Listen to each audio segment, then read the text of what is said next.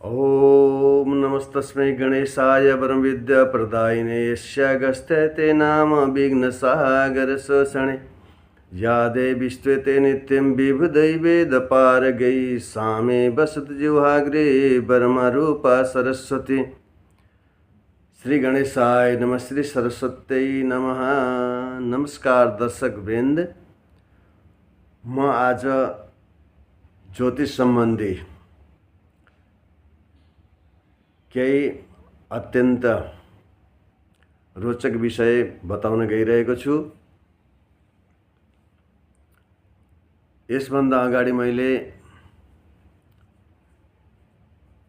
आफ्नो नामबाट राशि कसरी छुट्याउने भन्ने विषयमा मेष, वृषभ, मिथुन, कर्क 4 राशिहरूको बारेमा बताइसकेको छु र आज म सिंह, कन्या, तुला, वृश्चिक राशिको बारेमा बताउन गइरहेको छु। हाम्रो सौर्यमण्डलमा 27 नक्षत्रहरू हुँदछन्। 27 नक्षत्रमा प्रत्येक नक्षत्रमा 4 अक्षर हुँदछन् र हाम्रा 12 राशिहरू हुँदछन्। 12 राशिहरूमा प्रत्येक राशिको लागि 9 अक्षरबाट एउटा राशि बन्दछ।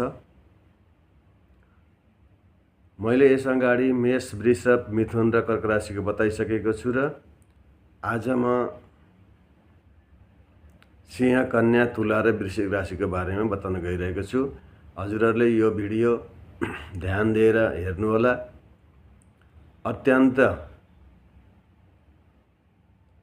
उपयोगी भिडियो रहनेछ यो। यदि भिडियो राम्रो लाग्यो भने लाइक, कमेन्ट, सेयर गर्नुहोला, सब्सक्राइब गर्नुहोला र यसमा केही कमी कमजोरी भयो भने सुझाव पनि दिनुहोला। म सिंह राशिको बारेमा बताउन गइरहेको छु। सबैभन्दा पहिला सिंह राशिको लागि के अक्षर पर्दछन् त अब ध्यान दिएर सुन्नुहोला। म, मी, मु, मे, मो, ट, टी, टु, टे यति अक्षरबाट यदि हजुरको नाम सुरु भएको छ भनेदेखि हजुरको सिंह राशि हुन जान्दछ। त्यसै गरी कन्या राशि, कन्या राशिको लागि टो, प, पी, पु, स, ण, ठ, पे, पो यति 9वटा अक्षरभित्रबाट हजुरको नाम सुरु भएको छ भनेदेखि हजुरको कन्या राशि हुँदछ। त्यसै गरी तुला राशि, तुला राशिको लागि र, रि, रु, रे, रो, त, ति, तु, ते यति अक्षर 9वटा अक्षरबाट हजुरको नाम सुरु भएको छ भनेदेखि हजुरको तुला राशि हुन जान्दछ। र वृश्चिक राशिको लागि तो, न, नि, नु, ने, नो, या, इ, यु यदि 9वटा अक्षरबाट हजुरको नाम सुरु हुन गएको छ भनेदेखि वृश्चिक राशि भन्दछ।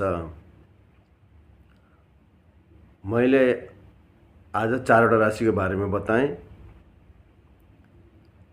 सिंह, कन्या, तुला र वृश्चिक राशिको बारेमा। यसै गरी अन्य 4वटा राशिहरूको बारेमा फेरि आगामी भिडियोमा बताउने छु मैले। आजलाई यति नै। श्री राधे, श्री कृष्ण।